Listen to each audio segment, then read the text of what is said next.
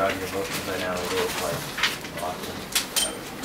I mean, you invest so much into something. You know, you invest so much into a game plan, into who you're playing, setting who you're going to block against. And when you fall short, it's hard. You know, that's it's supposed to be hard. You know, it's not supposed to be easy. Otherwise, it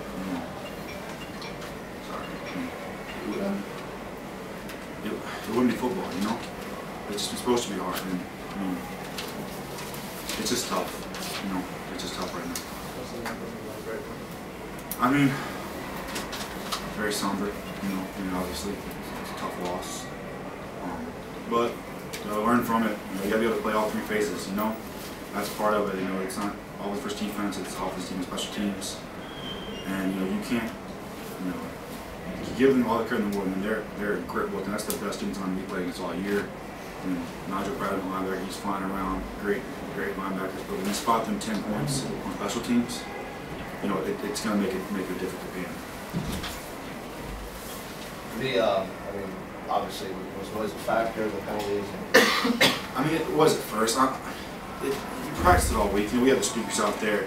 But there's nothing like being on the 5-yard line at the student section of Florida State. You know, there's no way you can, you know, try to reproduce, you know, those decibels. And it's tough, but you know, you practice it. It is, at the end of the day, it's, you know, you gotta watch football. You know, you gotta get used to it for college football. That's how it is everywhere. What was your mentality going into halftime? What were you guys thinking? It's another half, you know. God gives you 2 halves for a reason. You come out and play the second half, and you know that's what I told Coach Fish going in, and you know we got a game plan going, you know, and you know we thought we executed towards the end, you know, give ourselves a shot to really try to pull it out. Is it really frustrating that there have been a few games this season that you guys have come back, you know, you've charged at the end and fallen short? Absolutely. I mean, like I said, you invest so much into a game plan, into your playing that week, and when you get so close and you fall short, it's very it's tough, but it's football. You gotta be able to execute that, and the great teams are able to get the onside kick or make the field goal or whatever. You know, it's just part of it. Great teams are able to not put themselves in that situation. You know, it is. Oh, you went offensively in the first half, dominated time of possession, plays, yards. Kind of stunning to go in the locker room down 10 points. I mean, it is, you know, because you gotta get in that mind. You know, you can't get down. Like, oh, you know, we're almost at past their season average for rushing in the first half. You know, but you have some confidence going to the second half, knowing that you have second half to play. And we went out there, and I thought we executed very well.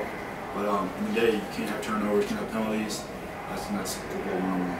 So this game seemed like the most that Steven and Ja'Cory sort of like in and out, rotating at the quarterback spot.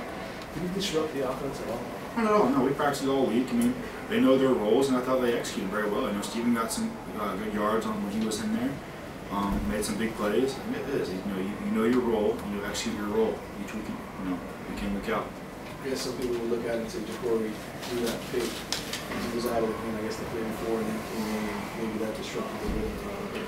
Well, I mean, in practice, that's how it is in practice. Steven goes in for a package, and then Ja'Cory comes in and they go for the touchdown pass. You know, it's just part of it. You know, in my opinion, if we would have blocked it better, he might have had more time to throw it on balance. So, that's put that on us. How tough is it going to be to put this one behind you? You got another road game next week. It's very tough, but it's part of it. Next week, I got like 14 days left, so they're dwindling down. But all I do is focus on next week's game. Learn from this, correct my technique, and try to get the guys going. It's kind of a shock that 10 games into the season, Tyler's battle is still to become bowl eligible. Absolutely. We fight hard. I don't really thought about the bowl eligibility thing. We just kind of week in, week out. But we got 2 games left to try to extend our season. So some of the guys were talking about this game being treating it like a championship game. I guess I feel like there's a big letdown in this. Absolutely. I mean, that's how I thought of it. I thought of the championship game coming into it. That's how I played it. And it's tough to lose, a heartbreaker like that, especially against Florida State in your championship game. And at the end of the day, they get the job done. Take a couple more questions from Tyler. Tyler, last year in a similar situation, his team kind of fell apart playing South Florida.